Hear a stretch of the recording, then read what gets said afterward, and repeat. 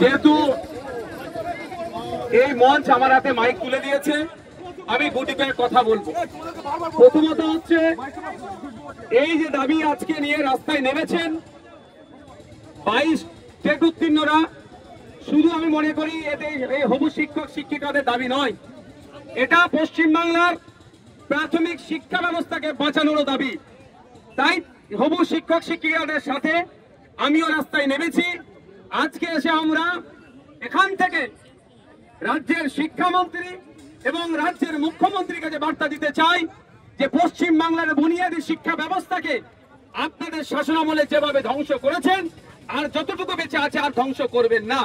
2012 থেকে 2024 এই সময়কালের মধ্যে পশ্চিম বাংলায় প্রায় 25,000 প্রাথমিক শিক্ষা কেন্দ্রকে আপনারা দায়িত্ব নিয়ে বন্ধ করেছেন শিক্ষক না নিয়োগের মাধ্যমে।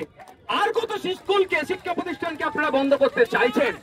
এই মুহূর্তে প্রায় সারা পশ্চিম বাংলা জুড়ে 1.5 লক্ষের কাছাকাছি শূন্য পদ আছে প্রাথমিক শিক্ষা কেন্দ্রগুলোতে। তো অবিলম্বে আপনাকে প্রাথমিক শিক্ষা ব্যবস্থা বাঁচানোর স্বার্থে রাজ্যের শিক্ষামন্ত্রী এবং মুখ্যমন্ত্রীর উদ্দেশ্যে আমাদের এই মঞ্চের পক্ষ থেকে বার্তা, 50,000 কম করে 50,000 ভ্যাকান্সির নোটিফিকেশন দিতে হবে, 50,000 নিয়োগ দিতে হবে এবং শিক্ষা কেন্দ্রগুলোকে বাঁচাতে হবে। সেই শিক্ষা প্রতিষ্ঠানগুলোতে কারা পড়াশোনা করে? প্রান্তিক মানুষেরা, প্রান্তিক সমাজের মানুষেরা, লেবার, ভ্যান চালক, কৃষক, দিন আনে দিন খায়, দলিত, আদিবাসী, মুসলিম সহ পিছড়া বর্গের ছেলে মেয়েরা যারা আর্থিকভাবে দুর্বল স্বাবলম্বী নয়, তাদের পরিবারের ছেলেরা যেই শিক্ষা প্রতিষ্ঠানে বুনিয়াদী শিক্ষা অর্জন করে, সেখানে কোন জায়গায় দেখছি ডেটাতে একজন টিচার আছে, কোন জায়গায় দেখছি টিচার শূন্য অবস্থায় স্কুল চলছে। এগুলো অবিলম্বে সেখানে শিক্ষক দিয়ে শিক্ষার পরিকাঠামোর পরিবর্তন করতে হবে। তাই এখানে মঞ্চের যে দাবি, সেই দাবির সাথে আমি শুধু সহমত নয়, আশা করছি রাজ্যের মানুষ সহমত যে অন্তত স্কুল প্রতি একটা করে শিক্ষক নিয়োগ করা হোক, 50,000, ন্যূনতম 50,000 শিক্ষক নিয়োগ করা হোক। আমি এখানে বক্তব্য দীর্ঘায়িত করব না, এই জায়গাটাও দীর্ঘ বক্তব্য দেওয়ার জায়গা নয়। আমি শুধু এইটাই বলতে চাই রাজ্য সরকারকে, হয়তো আজকে দেখলেন হাজার টিচার আসলো, এই ধর্মতলা চত্বরে কিছু বক্তব্য দিল, স্লোগানিং করে বাড়ি চলে গেল, এটা দিকে ভাববেন না যে আমাদের কোনো অসুবিধা নয়। আগামী দিনে এই টিচাররা আসবে প্রয়োজনে, যদি আপনি তাৎক্ষণিক ভ্যাকান্সি ঘোষণা না করেন, টিচারের পরিবার আসবে, সিভিল সোসাইটি উঠে আসবে এবং রাজনৈতিক মতাদর্শের ঊর্ধ্বে থেকে সমস্ত শ্রেণীর মানুষ রাস্তায় নামবে। তখন কিন্তু এখানে যে সংখ্যক টিচাররা দেখছেন এইটাই আর সীমাবদ্ধ থাকবে না, সেখানে কিন্তু বৃহত্তর আকারে মানুষ দলে দলে এই মিছিলে পা দেবে।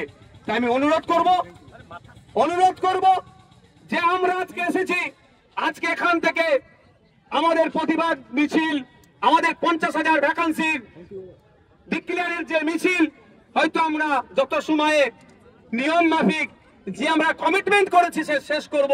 তবে আগামী দিন যদি আসতে হয়, আমি নওশাদ সিদ্দিকী বলছি, আমাদের এই মঞ্চের দাদারা, হবু শিক্ষক শিক্ষিকারা, দিদিরা গণতান্ত্রিক প্রক্রিয়ায় যে আন্দোলন করবে, সেই আন্দোলনে আমি শুধু নয়, বাংলার মানুষকে ঐক্যবদ্ধ হয়ে আমি আবেদন করব এবং হবে। তখন কিন্তু আমি নিশ্চিতভাবে জামা কাপড় সাথে নিয়ে এসে আন্দোলন করব। আপনারা আন্দোলন করবেন তো নাকি? তখন জামা কাপড় নিয়ে আসবো কলকাতার রাজপথে, অর্থাৎ যতক্ষণ না পর্যন্ত ডিক্লেয়ার হচ্ছে, দাবি মানছে, আমরা রাজপথ তখন ছাড়বো না।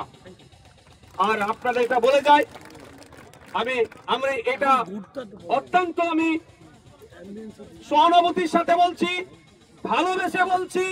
আমি আবারও রিপিট করছি, পশ্চিম বাংলার শিক্ষা ব্যবস্থাটা, বুনিয়াদী শিক্ষা ব্যবস্থাকে ধ্বংস করবেন না। অবিলম্বে যেমন একদিকে 50,000 পরিবার বাঁচবে, 50,000 শিক্ষক নিয়োগ হলে, অপরদিকে এই 50,000 শিক্ষকের জন্য আরো 1 লক্ষ পরিবার আর্থিকভাবে তারা স্বাবলম্বী হবে। তাহলে 1.5 লক্ষ পরিবার বাঁচবে, 1.5 লক্ষ পরিবার মানে প্রায় 5 থেকে 7 লাখ মানুষ উপকৃত হবে। একদিকে যেমন, উল্টো দিকে সাথে সাথে যেখানে আমরা প্রান্তিক সমাজ থেকে উঠে আসছি, আমাদের সেই সংখ্যালঘু অধ্যুষিত ব্লক হতে পারে, দলিত অধ্যুষিত ব্লক হতে পারে, আদিবাসী অধ্যুষিত ব্লক হতে পারে, ঝাড়গ্রাম হতে পারে, সুন্দরবনের প্রত্যন্ত গ্রাম হতে পারে, বা ডুয়ার্সের যে কোনো ব্লক হতে পারে, সেখানকার বুনিয়াদী শিক্ষাটা আমরা বাঁচাতে পারবো। তাই রাজ্য সরকারের কাছে অনুরোধ করব, এখানে যারা এসবি আছেন, এখানে যারা আইবি ডিপার্টমেন্ট আছেন, তাদের মাধ্যমে রাজ্য সরকারের কাছে আমি বার্তা দিতে চাই, অবিলম্বে 50,000 শূন্য পদের নিয়োগ হবে তার নোটিফিকেশন জারি করুন।